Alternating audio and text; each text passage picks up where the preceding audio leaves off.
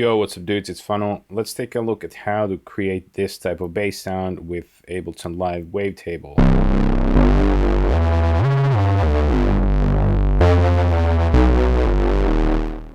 Your very classic Reese bass.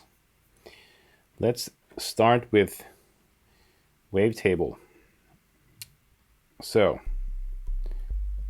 it only produces, this is a sine wave. Let me activate another oscillator here. Let me get a little bit of tone from this one.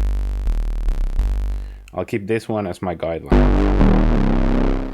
So what I always want to do when I create a bass that uses two oscillators, I detune them because it adds a little bit of exciting movement to the sound. Okay, it's not yet the most aggressive and exciting drum and bass sound. I will activate the second filter, and one thing I'm going to take out of these filters is a lot of drive, a lot of gain. Your classic Reese, the type of aggressive bass sound you heard in the 90s, it was most often than not, it was pushed to an analog disc, and there was a lot of distortion in the sound. So I'm going to use the distortion that I can get out of these filters, and I'm going for a lot of it. So I have two filters here, and I'm going for the PRD filter. They all sound kind of different, so I encourage you to experiment. But let me just go all out, or let me go like, let's try. I'll take the level down a little bit.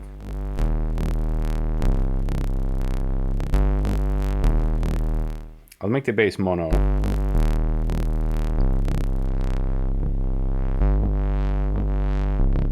Let me compare it to... Okay, I'm getting there. So one thing that's really crucial here is playing with the wavetable, with the oscillator. There's this oscillator effect here in the left corner, and these modes are something you should definitely experiment with. I know that when I go for the modern one, and let me just actually warp this. So you see that something happens to the oscillator.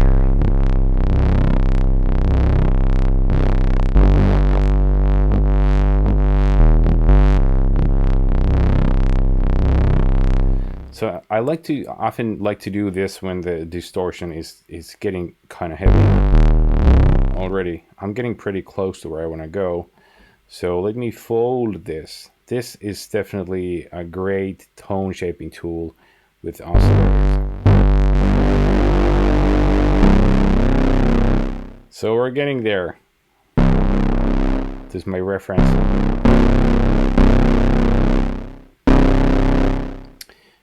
Level down a little bit. I want to add a little bit of movement here, because what's great with Wavetable synth is this movement that you can do.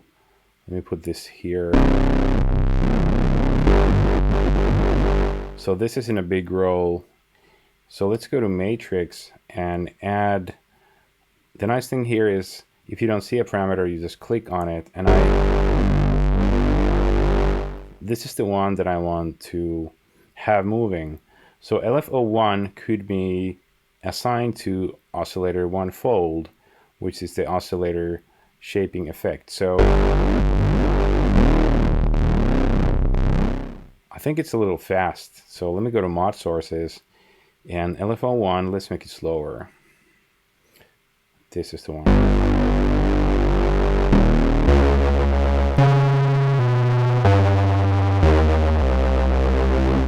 I'm gonna group this so I'll get the macro. So actually, let me explain. You go to context menu and group, or in Mac, on Mac is Command G, PC I think it's Control or Alt G. So you get these. So it's good to map these to macros. So right click, map to macro 4, and the warp algorithm map to macro 3. So it's nice to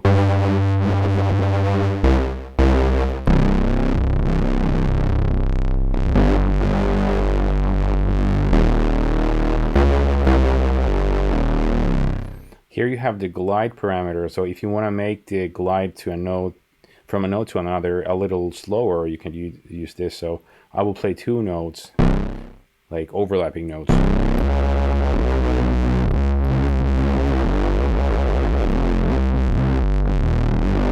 So I'm just holding a few different notes. So this can be useful. This is my reference bass that I created. So yeah, I succeeded in duplicating it. One nice little addition is the Unison. So if you're using headphones, you can hear stereo, you will hear the difference here. So let me just do this. No Unison, with Unison. So it gets wider. Technically, it's like it adds more voices, and I think it detunes them against each other and adds a little bit of stereo spread. I think with bass sounds in moderation, it's the best. And it's worth playing with these different modes. Let me go crazy.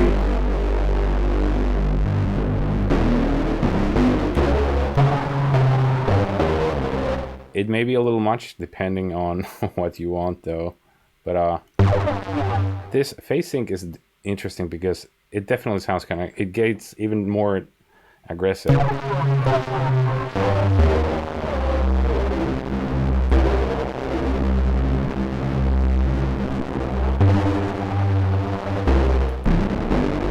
Aggressive it is. So I would probably go for classic, small amount, maybe 2 voices.